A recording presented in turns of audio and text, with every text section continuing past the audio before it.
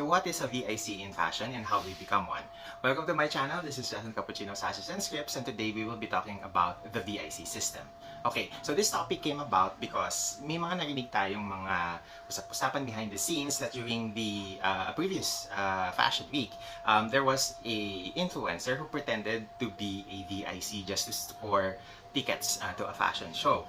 Now, people are asking, what is a VIC? Ano yung meron sila na bakit special ang treatment sa kanila ng mga fashion brands? So that is the topic that we are going to be discussing. Nahihimay-himayin natin in this episode. Okay, so technically, a fashion VIC are customers of the maison or the brand that is considered to be a high-spending na loyal customer. And they are ones who consistently buy from the brand, and they are the ones who purchase mga high-ticket items. And dahil dun sa estado na ito, because of that status that they buy, super expensive na mga items within the brand, they are considered a VIC, a very important client or a very important customer. When you are in the tier na nandoon ka sa VIC level, mas mataas ito ng dihamak doon sa mga VIP ng mga customers. And why is that important? That distinction is important because allegedly, according to a article by Vogue Business, that pwedeng umaabot ng around 30% of a brand's revenue nang gagaling sa mga VIC customers. So what does that mean? It means that when you achieve a certain level of purchase within a year, for example, pwede ka nilang i-elevate from a mere customer or a VIP into a VIC. And that is when you get some perks on their shows or mga events nila or mga early release ng mga products nila. VICs collectively are said to be high-spending individuals who regularly purchase from the brands that kung minsan meron silang ability to spend at around $100,000 US dollars at the minimum, at the low end number, to around 300. So yun yung mga ballpark figures na sinasabi na sa low end or at the minimum of their annual spend. So if you're going to account that would be around 11.3 million, around that figure, if ang palitan is around 56-57 per dollar. So ibig sabihin nito, people or customers who purchase from the brand at that high of a level, that much high of purchasing power, nabibigyan sila ng mga special perks. So what are the special perks? So one, they get to be invited dun sa mga fashion shows nila during Fashion Week, whether they show in Paris or in Milan, they get special front row tickets because they earn that spot. I remember in the documentary ng BBC na The Secret World of Haute Couture, that there is a American patron, a buyer, na madalas bumibili sa mga brands, sa mga haute couture na mga maisons, ng mga dresses, ng mga outfits, that upon hitting a certain level of amount, na fast track siya from the back row to the front row of the fashion shows. So that's one. Another thing that nabibigyan sila ng mga special na mga privileges is that when they get to to a level where madalas na silang bumibili, they are loyal customers, they're considered very important na mga clients, they get to purchase a special collection that is initially offered only to the VIC na mga clients. Which means that bago pa man siya dumating sa mga tindahan, these items are already for purchase para doon sa mga VIC na mga clients. Another perk of that is that kung meron silang mga events, like for example, a special launch of a collection. I remember earlier this year, si Heart Evangelista, she was invited to the Louis Vuitton jewelry collection, unveiled, I think it was in Spain. She was invited there. Sila yung unang nakakita ng buong jewelry collection na yon because they are considered VIC na mga clients. So this is the perks of being a VIC na client. Whether it's events, whether it's fashion shows, whether it's special collections or limited item na mga pieces, sa kanila muna ino-offer ang mga items na to bago i-offer sa the rest of the customers or clients of the brand. So may special perks talaga ang pagiging VIC. Now, when you say being a VIC, you have to maintain being a VIC at a certain level. Kasi again, according to the article on Vogue Business. I think it is a series of articles called The Business of Influence.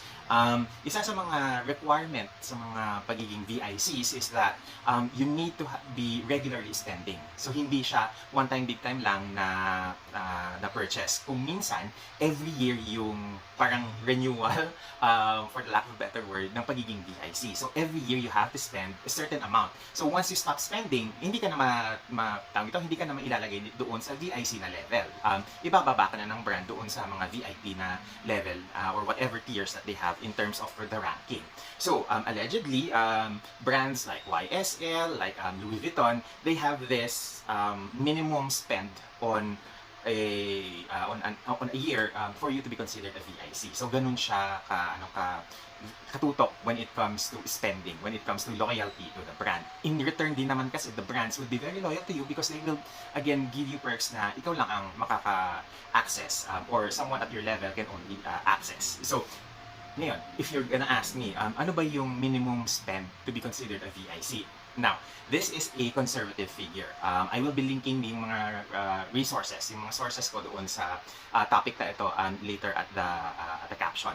But allegedly, it is at around 200k to 300k yung annual na purchase ng mga VICs at the low end. Meaning, yun yung pinaka-minimum. So kung may minimum siya, definitely may mga VIPs or VICs that would spend much higher, na mas mataas kaysa doon sa minimum spend.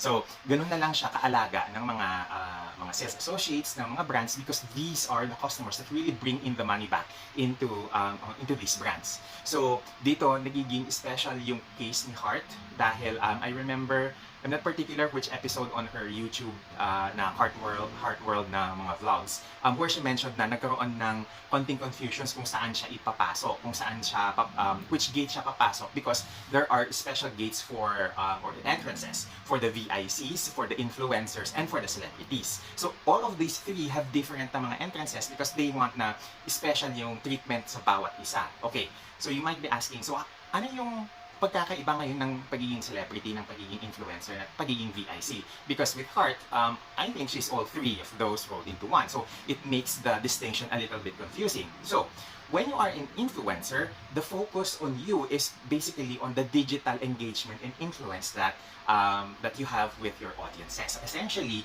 hindi lang eyeballs but also loyalty ng mga community mo on social media ang isa sa mga batayan for you to be called a influencer.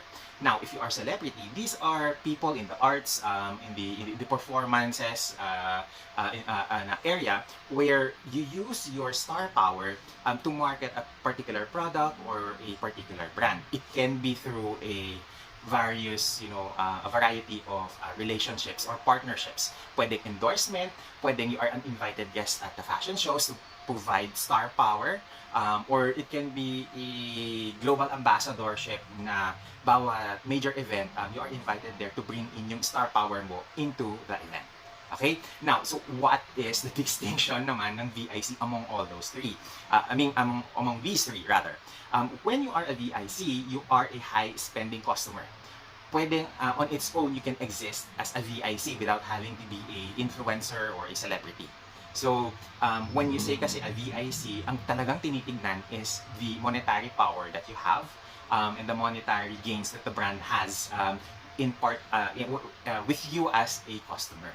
So yun yung difference ng pagiging VIC with the rest. Being a VIC is a very particular na status na hindi lahat nabibigyan. Because if there are around 5,000 women who can only afford to buy luxury across the globe, mas maliit pa doon yung number ng VIC. Because the VIC essentially are very important people to the brand because they bring in the revenue na hindi kayang dalhin ng regular na customer.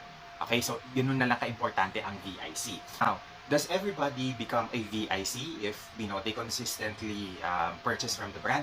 Not necessarily because kinakailangan may quota or sometimes there are brands that would give like a certain amount where they would rank you on yung purchasing capacity mo. I remember a friend of mine who is also an influencer mentioned na merong mga sometimes may mga brands that would color code you. That if you are a red, it means that you are particularly a customer na pupunta doon, bibili, and then kung ano lang yung magustuhan, yun lang bibilhin. Tapos may if you are a yellow customer, for example, pwedeng ang ibig sabihin is that you are a customer who frequently visits the store and then you buy frequently as well. Then there is the orange or the gold na customer na they would consider as someone na madalas pumupunta ng store pero hindi madalas bumili, pero pag bumili, high-ticket items yung binibili. So there are different categories or categorizing tiers where different brands would use to, to segregate the different types of customers. Now, for those who studied marketing, ito yung mga, this is a more elaborate na, tawag ito, na way of customer profiling, where if you have a lead customer, if you have a bronze or a silver or gold customer. So, bawat yung mga tiers na yon, may kanya-kanyang corresponding na meaning. In each brands has a different ranking system. So when you are a VIC, it means that ikaw yung nasa pinakatuktok ng buong pyramid na yon, and alagang-alaga ka ng brand because of the monetary value that you bring back to the brand. Now, when you are a VIC, it is also possible that because of the difference in perspective on how you are treated as a customer or the way that you are treated with the first look into the collections or the what do you call this, the products that the brands are going to release, you have a different perspective than the rest of the customers. So, pwedeng dahil sa difference of perspective na yon, because of that special treatment for you, there are some VICs that become, content creators or influencers like Becca Bloom.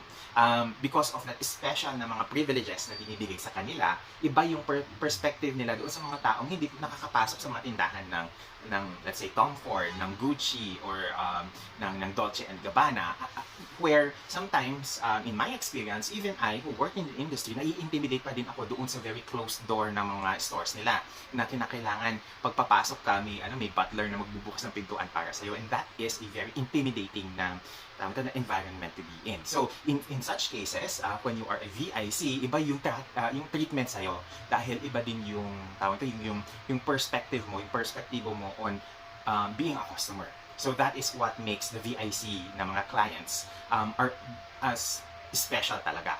Okay? So I hope you understand yung difference ngayon so that mas madaling maintindihan ng bawat tao that there is a large difference between a VIP versus a VIC.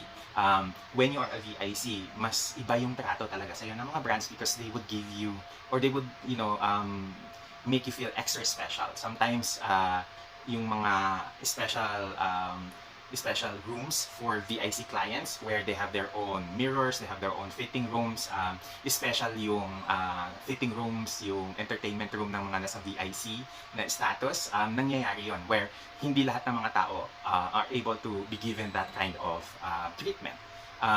When you are also a VIC, pwedeng pag pumunta ka ng tindahan, may nakalatag ng champagne, may nakalatag ng mga orders para sa'yo and your party kapag bibili ka sa kanila. So, ganun na lang ka-importante at ganun na lang extra special yung treatment sa'yo as a VIC. Now that you understand what a VIC is, I hope that you understand more of the internal world of the fashion industry.